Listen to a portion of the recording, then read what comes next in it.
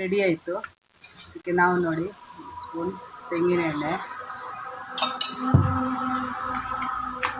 ಉಪ್ಪಿನಕಾಯಿ ನೋಡಿ.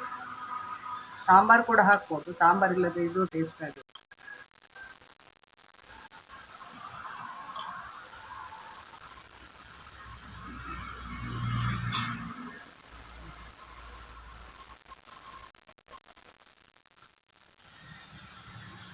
ನೋಡಿ ಇದನ್ನು ಮಾಡುವ ರೆಸಿಪಿಯನ್ನು ನಾನೀಗ ಹೇಳ್ತಾ ಇದ್ದೇನೆ. ಬಾಯ್ಲ್ಡ್ ರೈಸ್ ಒತ್ತು ಶೇವಿಗೆ ಮಾಡಲಿಕ್ಕೆ ನಾನಿಲ್ಲಿ 5 ಪಾವು ಅಕ್ಕಿ ತಗೊಂಡಿದ್ದೇನೆ. ನೋಡಿ 5 ಪಾವಲಿಗೆ 200 ಪಾವು ಇಲ್ಲುಂಟು, 200 ಪಾವು ಹೀಗೆ ನುಣ್ಣಗೆ ಕಡಿದು ತಂದಿದ್ದೇನೆ. ಹಾಗೆ ಇದನ್ನು ಈಗ ಕಡಿಲಿಕ್ಕೆ ಉಂಟು. ಇದಕ್ಕೆ ಅಕ್ಕಿಗೆ ನೋಡಿ ಇಷ್ಟು 1 ಹಿಡಿಯಷ್ಟು ಉಪ್ಪು ಹಾಕಿದ್ದೇನೆ. ಇಷ್ಟು ಉಪ್ಪು ಹಾಕಿ ನುಣ್ಣಗೆ ಕಡಿದು ತರಬೇಕು. ಇದು ದೋಸೆ ಅಕ್ಕಿ, ಬಾಯ್ಲ್ಡ್ ದೋಸೆ ಅಕ್ಕಿ. ಶೇವಿಗೆಗಂತ ಕೆಲವು ಕಡೆ ಬೇರೆ ಸಿಗ್ತದೆ, ಅದು ಇದ್ದರೆ ಸ್ವಲ್ಪ ಒಳ್ಳೆಯದಾಗ್ತದೆ. ಇಟ್ಟು ಈ ಹದಕ್ಕೆ ಈಗ ಬಂತು. ಈಗ ಇದನ್ನು ಒಲೆಯಲ್ಲಿ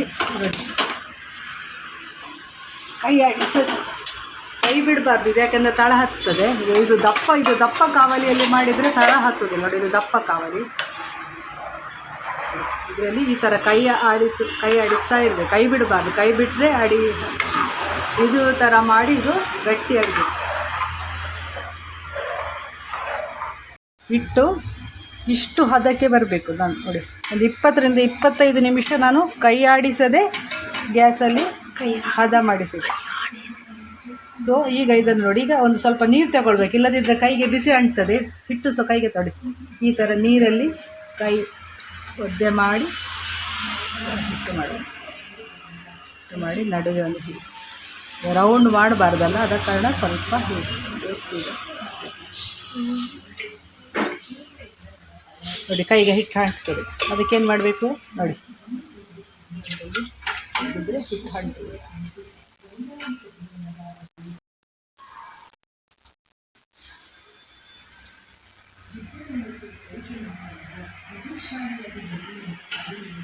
ಈಗ ಅದನ್ನೀಗ 30 ನಿಮಿಷ ಬೇಯಿಸಬೇಕು. ಇಡ್ಲಿ ಪಾತ್ರೆಯಲ್ಲಿ 30 ರಿಂದ 35 ನಿಮಿಷ ಬೇಯಿಸಬೇಕು. ಬೇಯಿಸಿದ ನಂತರ ಶೇವಿಗೆ ಒತ್ತಲಿಕ್ಕೆ ಸಿಗ್ತದೆ. ಬಿಸಿ ಇರುವಾಗಲೇ ಶೇವಿಗೆ ಒತ್ತಬೇಕು. ಈಗ ಇದನ್ನು ಶೇವಿಗೆ ಮಣೆಯಲ್ಲಿ ಒತ್ತಬೇಕು. ಮಣೆ ಒತ್ತುವ ಮೊದಲು ಹೀಗೆ ಸ್ವಲ್ಪ ನೀರು ಹತ್ತಿರ ಇಡಬೇಕು, ಯಾಕಂದರೆ ಕೈಗೆ ಬಿಸಿ ಆಗಬೇಕಾಗಲಿ. ಹಾಗೆ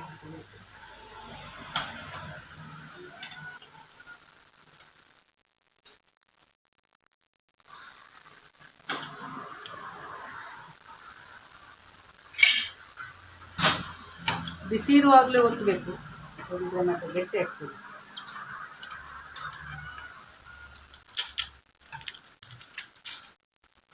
ಉದ್ದಕ್ಕೂ ತೆಗಿಬೋದು, ರೌಂಡ್ ಆಗಿ ಕೂಡ ತೆಗಿಬೋದು.